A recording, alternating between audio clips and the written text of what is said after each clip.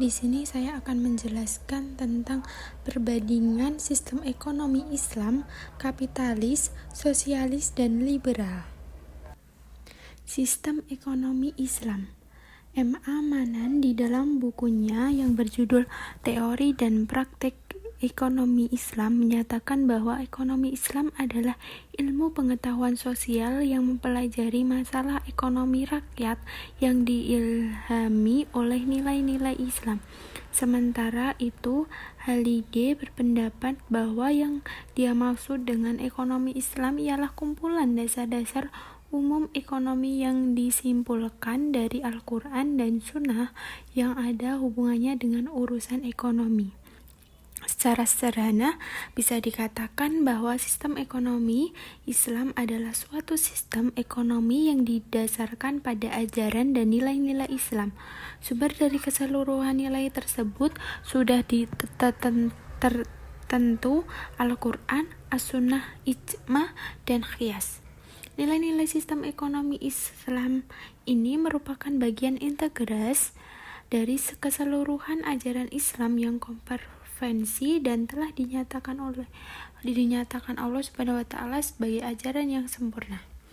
Karena didasarkan pada nilai-nilai ilahi, sistem ekonomi Islam tentu saja akan berbeda dengan sistem ekonomi kapitalis yang didasarkan pada ajaran kapitalisme dan juga berbeda dengan sistem ekonomi sosialis yang didasarkan pada ajaran sosialisme. Memang dalam beberapa hal sistem ekonomi Islam merupakan kompromi antara kedua sistem tersebut, namun dalam banyak hal sistem ekonomi Islam berbeda sama sekali dengan kedua sistem tersebut. Sistem ekonomi Islam memiliki sifat-sifat baik dari kapitalisme dan sosialisme, namun terlepas dari sifat buruknya. Yang selanjutnya yaitu prinsip-prinsip ekonomi Islam. Yang pertama ada berbagai sumber daya dipandang sebagai pemberian atau titipan dari Allah Subhanahu wa taala kepada satu manusia. 2. Islam mengakui pemilikan pribadi dalam batas-batas tertentu. 3. Ekonomi Islam menolak terjadinya akumulasi kekayaan yang dikuasai oleh segelintir orang saja. 4. Ekonomi Islam menjamin pemilikan masyarakat dan penggunaannya direncanakan untuk kepentingan banyak orang. 5. Seorang muslim harus takut kepada Allah Subhanahu wa taala dan hari penentuan di akhir nanti. 6. Zakat harus dibayarkan atas kekayaan yang telah memenuhi batas. 7. Islam melarang riba dalam segala bentuk. Yang selanjutnya ada ciri-ciri ekonomi Islam. Yang pertama ada akidah sebagai substansi yang menggerakkan dan mengarahkan kegiatan ekonomi. 2. Syariah sebagai batasan untuk memformulasi keputusan ekonomi. 3. Akhlak berfungsi sebagai permater dalam proses optimalisasi kegiatan ekonomi. Yang selanjutnya ada kelebihan dan kelemahan sistem ekonomi Islam. Kelebihan sistem ekonomi Islam yang pertama, menjunjung kebebasan individu. 2. Mengakui hak individu terhadap harta. 3. Ketidaksamaan ekonomi dalam batas yang wajar. 4. Jaminan sosial. 5. Distribusi kekayaan. 6. Larangan menumpuk kekayaan. 7. Kesejahteraan individu dan masyarakat. Yang selanjutnya ada kelemahan sistem ekonomi Islam. Yang pertama, lambatnya perkembangan literatur ekonomi Islam. 2. Praktek ekonomi konvensional lebih dahulu dikenal. 3. Tidak representasi ideal negara yang menggunakan sistem ekonomi Islam. 4. Pengetahuan sejarah pemikiran ekonomi Islam kurang. 5. Pendidikan masyarakat yang materialis Yang selanjutnya ada sistem ekonomi kapitalis. Kapitalisme adalah sistem perekonomian yang memberikan kebebasan secara penuh kepada setiap orang untuk melaksanakan kegiatan perekonomian seperti memproduksi barang, menjual barang, menyalurkan barang, dan lain sebagainya. Dalam sistem ini, pemerintahan bisa turut ambil bagian untuk memastikan kelancaran dan keberlangsungan kegiatan perekonomian yang berjalan. Tetapi bisa juga pemerintahan tidak ikut campur dalam ekonomi. Dalam perekonomian kapitalis, setiap warga dapat mengatur nasibnya sendiri sesuai dengan kemampuannya. Semua orang bebas bersaing dalam bisnis untuk memperoleh laba sebesar-besarnya. Semua orang bebas memilih kompetisi untuk memenangkan persaingan bebas dengan berbagai cara. Selanjutnya ada ciri-ciri sistem ekonomi kapitalis.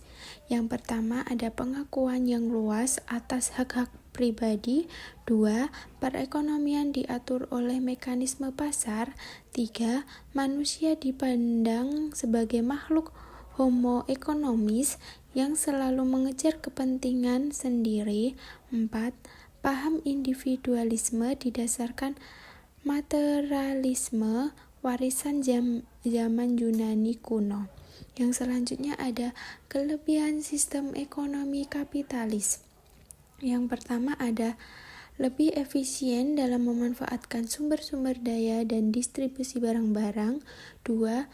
Kreativitas masyarakat menjadi tinggi karena adanya kebebasan melakukan segala hal yang terbaik dirinya. 3. Pengawasan politik dan sosial sangat minimal karena tenaga, waktu, dan biaya yang diperlukan lebih kecil. Yang selanjutnya ada kelemahan sistem ekonomi kapitalis. Yang pertama ada menimbulkan monopoli yang merugikan masyarakat. 2. Kebebasan berusaha menyebabkan adanya kelompok yang sangat dominan, sementara ada kelompok yang lemah.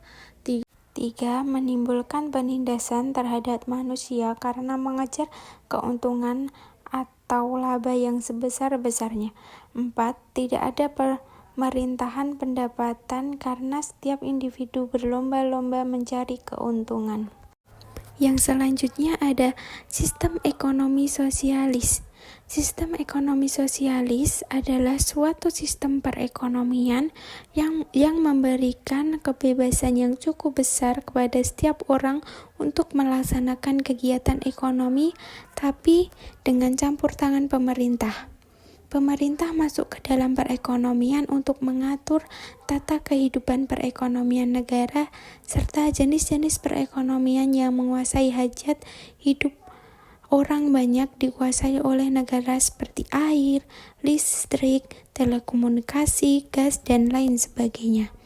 Sistem ekonomi sosialis merupakan suatu sistem ekonomi dengan kebijakan atau teori yang bertujuan untuk memperoleh suatu distribusi yang lebih baik dengan tindakan otoritas, demokratisasi terpusat, dan kepada perolehan produksi kekayaan yang lebih baik daripada yang kini berlaku sebagaimana yang dihadapkan.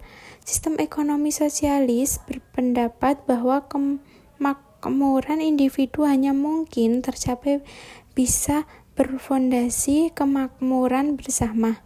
Sebagai konsekuensinya, pengusaha individu atas aset-aset ekonomi atau faktor-faktor produksi sebagian besar merupakan kepemilikan sosial.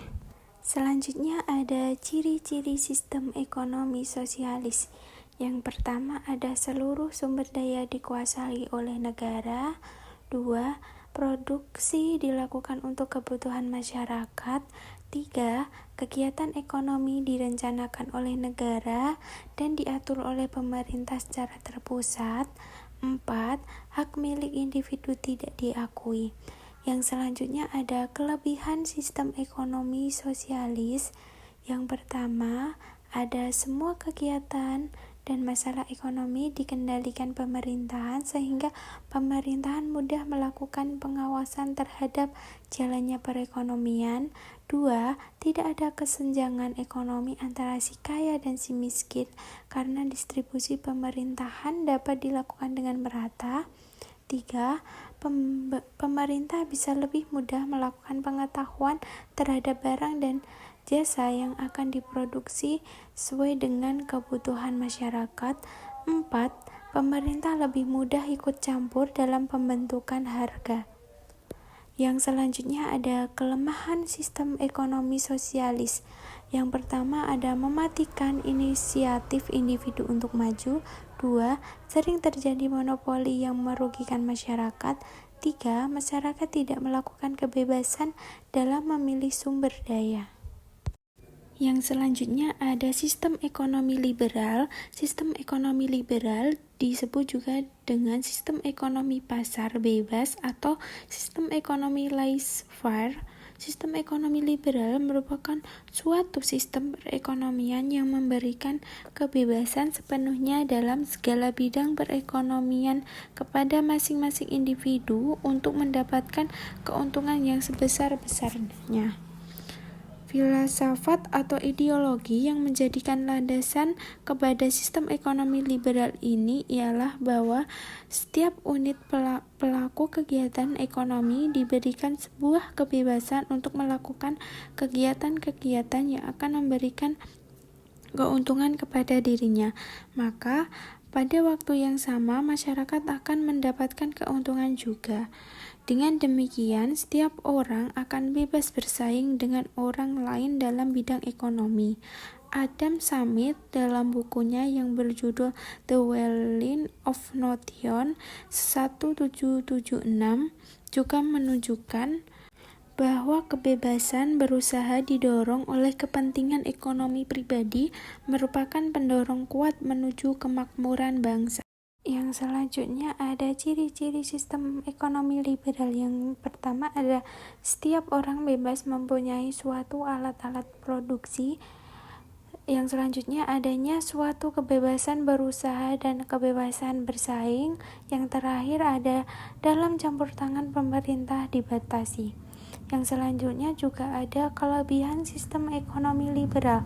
Yang pertama ada menumbuhkan inisiatif dan kreasi pada masyarakat dalam mengatur suatu kegiatan perekonomian. 2. Menimbulkan dan meningkatkan persaingan untuk maju. 3. Semua pihak mempunyai hak dalam mempunyai sumber-sumber produksi, baik barang atau jasa, meningkatkan suatu efisien dan efektivitas tinggi yang didasarkan motif mencari laba.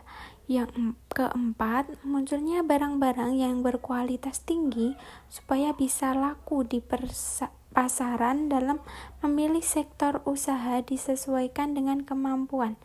5. Hak produksi didasarkan suatu kebutuhan masyarakat. Yang selanjutnya ada kekurangan sistem ekonomi liberal. 1. Banyaknya terjadinya monopoli masyarakat. 2. Menyamakan sebuah pendapat tidak mudah dilakukan akibat dari persaingan bebas. 3.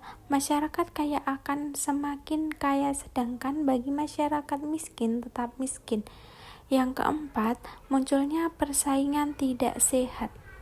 Nah, dari materi tersebut bisa kita simpulkan, sistem ekonomi adalah suatu sistem yang mengatur menjalin hubungan ekonomi antara manusia dan seperangkat kelembagaan dalam suatu tatanan kehidupan. Suatu sistem ekonomi terdiri atas unsur-unsur manusia dengan subjek, barang-barang ekonomi sebagai objek, serta alat kelembagaannya yang mengatur dan menjalinnya dalam kegiatan ekonomi.